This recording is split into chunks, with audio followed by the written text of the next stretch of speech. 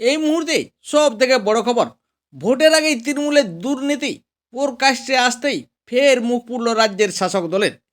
মমতার উন্নয়নের পাঁচালি শোনাতে গিয়েই এবার নিজের দলের মুখেই চোর চোর স্লোগানের মুখে পড়তে হলো তৃণমূলের বিধায়ককে।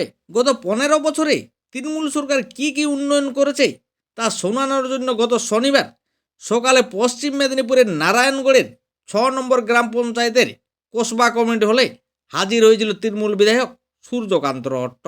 এরপর তাকে ঘিরে হঠাৎ একদল যুবক চোর চোর স্লোগান দেন এবং দলের বিধায়কের বিরুদ্ধে একের পর এক ক্ষোভ উগরে দিতে থাকেন তৃণমূলের অঞ্চল যুব সভাপতি শেখ বাপি। বিক্ষোভকারীদের অভিযোগ, 2021 সালে বিধায়ক হওয়ার পর থেকে ওই এলাকায় একবারও যাননি সূর্যকান্ত রট্ট। এমনকি তৃণমূলের কোনো রাজনৈতিক কর্মসূচিতেও দেখা যায়নি তাকে। তবে তৃণমূল বিধায়কের বিস্ফোরক দাবি, আসলে যারা টাকা কামাতে পারছে না তারাই স্লোগান তুলেছে।